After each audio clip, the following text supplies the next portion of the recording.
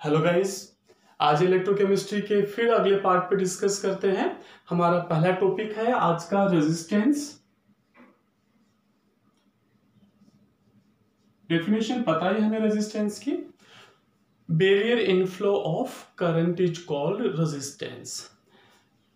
एक ये वायर हमने कंसीडर कर लिया, इस वायर की लेंथ हमने L कंसीडर कर ली, इसका cross section area A consider कर लिया। देन हम क्या फाइंड करते हैं, क्या ऑब्जर्व करते हैं, that R directly proportional to L and R inversely proportional to A. Resistance of a wire is directly proportional to its length and inversely proportional to its cross section area. दोनों को अगर अपन combine करके लिखें एक साथ, then क्या मिलेगा हमें? R is equal to rho L by A. ये हमारे पास आ गया फॉर्मूला किसका? रेजिस्टेंस का। R क्या है? रेजिस्टेंस है। रो क्या है? रेजिस्टिविटी। रेजिस्टिविटी या इसी का नाम है स्पेसिफिक रेजिस्टेंस। बट आईयूपीएसी के अकॉर्डिंग रेजिस्टिविटी को ज्यादा प्रेफरेंस देते हैं बजाय स्पेसिफिक रेजिस्टेंस के। तो रो यहां पे हो गया रेजिस्टिविटी। रो क्या है अपने पास में? रेजिस्टिविटी। ठीक है, इसकी जो यूनिट होती है हमें पहले से पता है, यूनिट होती है इसकी ओम। ये रेजिस्टेंस। अब देखिए अगला पॉइंट, हमने एक नया यहां पे जो अपने पास टर्म आई है रो रेजिस्टिविटी, इसको डिस्कस करते हैं। फॉर्मूला क्या हमारे पास में? R is equal to rho L by A। अब देखिए इसमें हम कंसीडर करते हैं, क्या कंसीडर करते हैं? If L is equal to A is equal to 1, L की वैल्यू A के इक्वल या L और A दोनों की वैल्यू क्या हो? 1 हो। L मीन्स 1 सेंटीमीटर हो, एरिया 1 सेंटीमीटर स्क्वायर हो, दोनों की वैल्यू क्या होगी? 1। देन तो हम क्या देखेंगे? That R is equal to rho. It means what is resistivity? Resistivity को कैसे डिफाइन करें? If value of L and A are unit, then resistance of wire will be equal to its resistivity.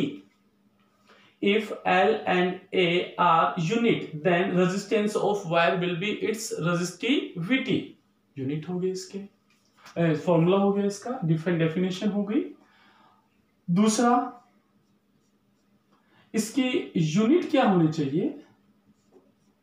तो इसकी unit देखो अपन निकाल लेते हैं फॉर्मूले से। R फॉर्मूला क्या अपने पास में? R is equal to rho L by A। हमें यूनिट किसकी चाहिए? रो की चाहिए। तो रो का फॉर्मूला क्या हो जाएगा इससे? Rho is equal to R A by L। R ohm, A क्या हो गया? मीटर स्क्वायर, L क्या है? मीटर, मीटर से मीटर कैंसिल। तो यूनिट क्या आ गई हमारे पास में इसकी? Ohm metre. तो दो टर्म हमने पढ़ लिया अभी तक, रेजिस्टेंस एंड रेजिस्टिविटी। इसकी यूनिट ओम मीटर, उसकी यूनिट क्या थी? ओम थी। इसी में अब नेक्स्ट अपन टॉपिक पढ़ते हैं इसी का, कंडक्टेंस।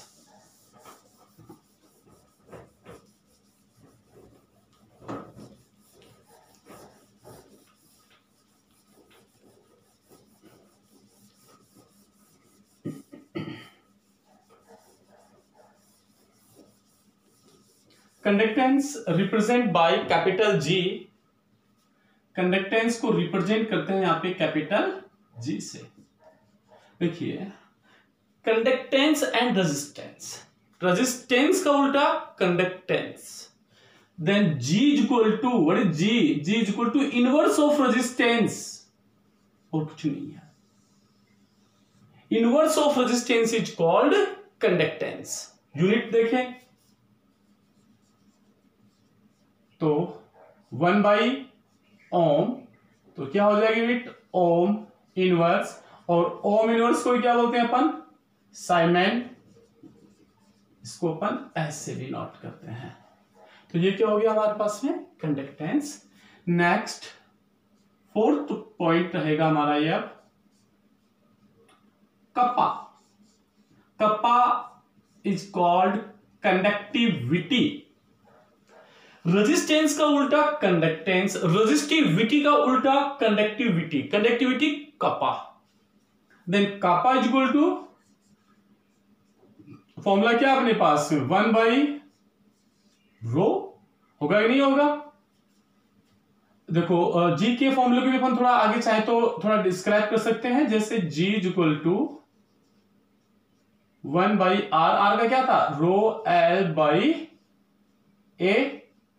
और देखो 1/ρ इज इक्वल टू क्या है? कप्पा। तो क्या लिख सकते हैं अपन? Kappa a/l। ये फॉर्मूले इसके आ जाएंगे। किसके आ जाएंगे? कंडक्टेंस के। और अपन डिस्कस करें अभी रेजिस्टिविटी, कंडक्टिविटी के। तो कंडक्टिविटी क्या? 1/ρ। रो क्या है? रेजिस्टिविटी। और रो इसकी यूनिट देखें तो रो की यूनिट होती है अपने पास में ओम मीटर। तो इसकी यूनिट क्या हो जाएगी? Ohm inverse metre inverse. तो ये थे हमारे पास में 4 पॉइंट थे, डेफिनेशन और इनकी यूनिट्स क्या होती है। क्वेश्चन जनरली यहां से नहीं आता है, अगर आएगा तो क्या पूछेगा यहां से? इनके जो यूनिट्स हैं वहां से क्वेश्चन बनता है। क्लियर? अब नेक्स्ट, इसका नेक्स्ट पोर्शन एक इसमें आपको इंपॉर्टेंट बात बताता हूं मैं, वेरी वेरी इंपॉर्टेंट। लॉजिक का कंसेप्ट है इसका, चलो समझते हैं क्या कॉन्सेप्ट है। यहां पे आप ध्यान देना, G is equal to, formula क्या अपने पास में? Kappa into A upon L। अब देखिए, अब यहां से अपन क्या करते हैं, A जो है, A को कंसीडर कर लिया अपन ने 1 सेंटीमीटर स्क्वायर। भाई एरिया तो सेंटीमीटर स्क्वायर में होगा। L को कंसीडर कर लिया 1 सेंटीमीटर। तो बताओ वॉल्यूम कितना हो गया? 1 सेंटीमीटर क्यूब। भाई जैसा वायर या ऐसा सॉल्यूशन जिसका एरिया कितना है? 1 सेंटीमीटर स्क्वायर है, लेंथ कितनी है? 1 सेंटीमीटर है। तो वॉल्यूम कितना हो गया? 1 सेंटीमीटर क्यूब। अब A1 हो गया, L1 हो गया, तो G क्या हो गया? कप्पा होगा कि नहीं हुआ? इट मींस अगर वॉल्यूम 1 सेंटीमीटर क्यूब हो तो G और कप्पा दोनों की वॉल्यूम क्या होती है? सेम होती है। अगर वॉल्यूम क्या हो? 1 सेंटीमीटर क्यूब, और 1 सेंटीमीटर क्यूब ही क्या होता है? 1 ml होता है। 1 ml अगर सॉल्यूशन हो तो G और कप्पा दोनों ही क्या है? सेम है। देन कप्पा क्या है? 1 ml सॉल्यूशन का G क्या होता है? कप्पा। 1 ml सॉल्यूशन का G of 1 ml solution is equal to kappa. अच्छा लॉजिक है, आगे इस पे भी बहुत जगह यूज करेंगे इसको अपन, फॉर्मूला ड्राइव करेंगे तब अपन लैम्डा m या लैम्डा eq का G of 1 ml solution is called kappa. अब हम फैक्टर, अपन ने 4 पॉइंट डिस्कस किए। 4 पॉइंट है, एक रेजिस्टेंस है, रेजिस्टेंस का उल्टा कंडक्टेंस है, एक रेजिस्टिविटी है, रेजिस्टिविटी का उल्टा कंडक्टिविटी है। ज्यादा कुछ इसमें है नहीं। अब अपन देखते हैं, डिस्कस करेंगे फैक्टर्स अफेक्टिंग G। G को कौन कौन से फैक्टर्स अफेक्ट करते हैं, मींस कंडक्टेंस को कौन कौन से फैक्टर्स अफेक्ट करते हैं।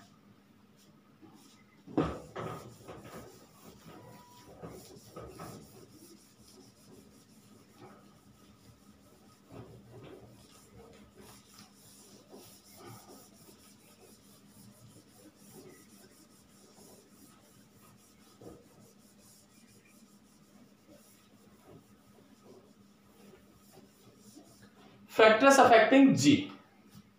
G को कौन कौन से फैक्टर्स अफेक्ट करते हैं, इन पे डिस्कस हमें करना है। अब देखो समझो आप, कंडक्टर में, कंडक्टर के 2 टाइप इलेक्ट्रोकेमिस्ट्री में या जनरली अपन देखते हैं कंडक्टर के 2 टाइप होते हैं। जैसे मेटल कंडक्टर है सॉल्यूशन ऑफ इलेक्ट्रोलाइट वो भी क्या है, कंडक्टर है। तो मेटल के अंदर जो चार्ज कैरियर्स होते हैं, इलेक्ट्रिसिटी फ्लो जो करते हैं, वो क्या होते हैं, फ्री इलेक्ट्रॉन होते हैं। मेटल में चार्ज कैरियर क्या है, फ्री इलेक्ट्रॉन्स हैं। सॉल्यूशन ऑफ इलेक्ट्रोलाइट्स में चार्ज कैरियर कौन होते हैं, आयंस होते हैं। मेटल के अंदर चार्ज कैरियर इलेक्ट्रॉन्स होते हैं और इलेक्ट्रोलाइट के सॉल्यूशन में आयंस होते हैं। इट मींस दो तरह के कंडक्टर हो गए अपने पास में, एक तो इलेक्ट्रॉनिक कंडक्टर या मेटेलिक कंडक्टर, दूसरा इलेक्ट्रोलाइटिक कंडक्टर या आयनिक कंडक्टर। तो कंडक्टर के दो टाइप हो गए अपने पास में। One is metallic conductor, metallic और इलेक्ट्रॉनिक।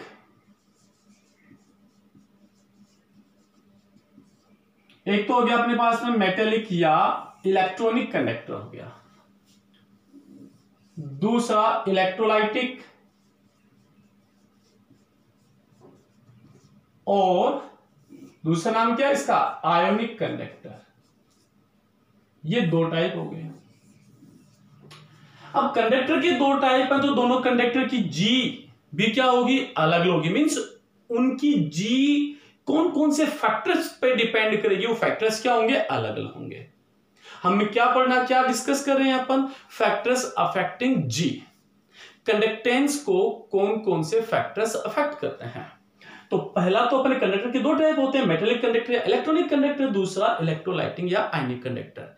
इन दोनों के लिए जी को अफेक्टिंग करने वाले फैक्टर्स क्या होंगे, अलग अलग होंगे। पहला देखते हैं मेटेलिक कंडक्टर में। पहला है nature and structure. Nature and structure, देखो आप इससे जी नहीं, जी एक्चुअल में क्या है, आर। जी का तो कोई रोल ही नहीं है। जी तो क्या है भाई, मैं तो उल्टा हूं, किसका, रेजिस्टेंस का उल्टा हूं। मेरी कोई आइडेंटिटी नहीं है, मैं तो बस रेजिस्टेंस का क्या हूं, इनवर्स हूं। इट मींस जो फैक्टर्स आर को इफेक्ट करेंगे वही किसको इफेक्ट करेंगे, जी को इफेक्ट करेंगे। और देखो आर का फॉर्मूला क्या था हमारे पास में, R is equal to rho L by A. तो एल और ए ये क्या है, स्ट्रक्चर, उसकी स्ट्रक्चर कैसी, उसकी ज्योमेट्री कैसी है, इस चीज को डिसाइड करते हैं। रो नेचर ऑफ सब्सटेंस, नेचर वो जो सब्सटेंस लिया वो कॉपर का है, सिल्वर का है या आयरन का है, उन सब का रो क्या होगा, रेजिस्टिविटी क्या होगी, अलग अलग होगी। तो सभी का रेजिस्टेंस भी क्या होगा, अलग अलग होगा। तो सभी का जी भी क्या होगा, अलग अलग होगा। तो उसको डिपेंड करता है, नहीं करता। तो फर्स्ट हो गया nature and structure, structure L A और नेचर रो। सेकेंड नेक्स्ट पॉइंट इसी में, पर एटम वैलेंस इलेक्ट्रॉन, पर एटम वैलेंस इलेक्ट्रॉन। अच्छा पॉइंट है, देखो एक्चुअल में ये जो पॉइंट है नेचर से रिलेटेड है। पर एटम वैलेंस इलेक्ट्रॉन, वास्तव में जो वैलेंस इलेक्ट्रॉन होते हैं वही क्या करते हैं, इलेक्ट्रिसिटी को कंडक्ट करते हैं। वही क्या है, फ्री इलेक्ट्रॉन की तरह बिहेव करते हैं। भाई न्यूक्लियस के जो आउटर मोस्ट में जो इलेक्ट्रॉन होते हैं, एटम के आउटर मोस्ट सेल में जो इलेक्ट्रॉन होते हैं वही किसका काम करते हैं, फ्री इलेक्ट्रॉन का। वही क्या करते हैं, इलेक्ट्रिसिटी को कंडक्ट करते हैं।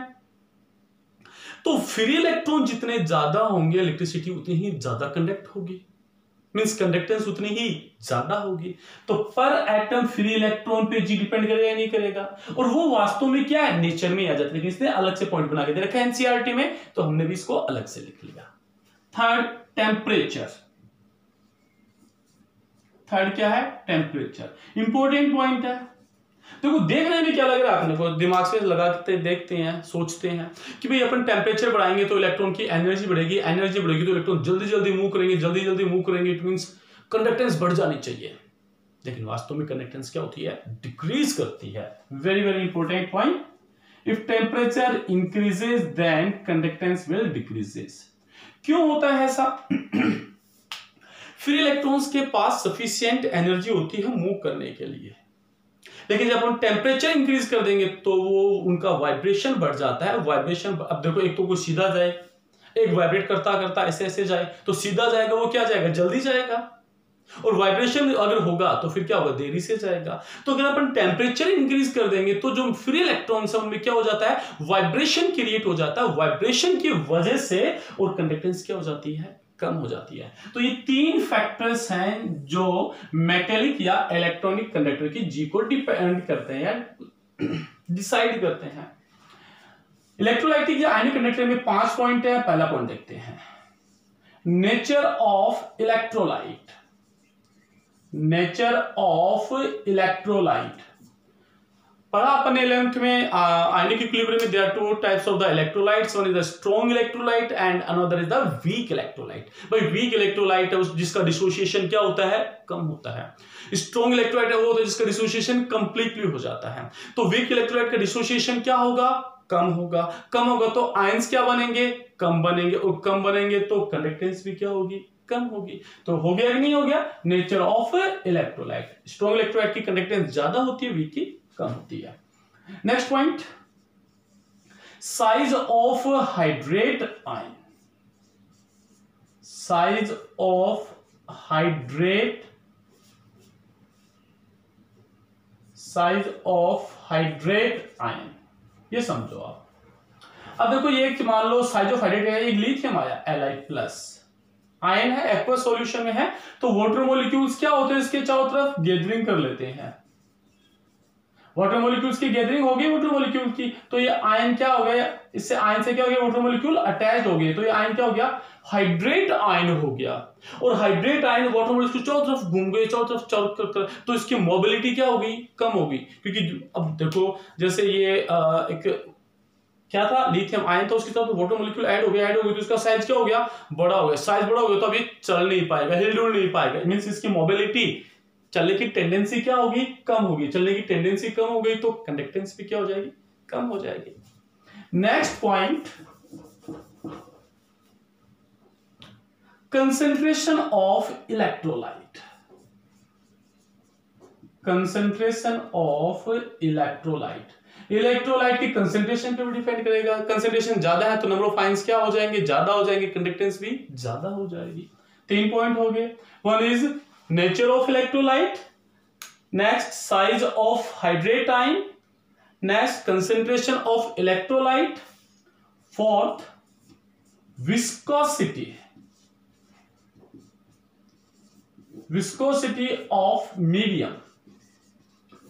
अब मान लो आपने एक बॉल, 2 बॉल ले, एक को या 2 छोटी छोटी बॉल ली अपन ने, सेम बॉल है दोनों, एक को हनी में डाला, शहद में डाला, तो अब वो धीरे धीरे धीरे जाएगी, वाटर में वो कंप्लीटली कंपेरेटिवली जल्दी जाएगी, क्योंकि जो हनी है उसकी विस्कोसिटी क्या है, ज्यादा है। तो अगर मीडियम विस्कस होगा तो आयंस इजीली मूव नहीं कर पाएंगे, कंडक्टेंस क्या होगी उनकी, कम होगी। बट अगर विस्कोसिटी कम होगी, मींस उनके जब वो फ्लो करेंगे तो बैरियर क्या आएगा, कम आएगा। भाई विस्कोसिटी क्या, just like a friction, viscosity एक तरह का फ्रिक्शन है, फ्रिक्शन ज्यादा होगा तो चल नहीं पाएगा, फ्रिक्शन कम होगा तो इजीली चल पाएगा। विस्कोसिटी कम होगी तो आयन इजीली मूव कर सकता है, विस्कोसिटी ज्यादा होगी तो आयन इजीली मूव नहीं कर सकता। And next temperature. अब देखिए यहां पे टेम्परेचर का क्या इफेक्ट था, temperature increases the conductance will decreases, क्यों था आपने डिस्कस कर चुके हैं। लेकिन यहां पे अगर आप टेम्परेचर इंक्रीज करोगे तो कंडक्टेंस भी क्या होगी, इंक्रीज करेगी। क्यों, क्योंकि आयंस के पास क्या आ जाएगी, एनर्जी आ जाएगी, तो एनर्जी आ जाएगी तो वो मूव करना स्टार्ट कर देंगे। तो एक छोटा सा टॉपिक था, कंप्लीटली थ्योरेटिकल टॉपिक है, ठीक है। आगे हम डिस्कस करेंगे नेक्स्ट पार्ट में, तब तक के लिए बाय बाय।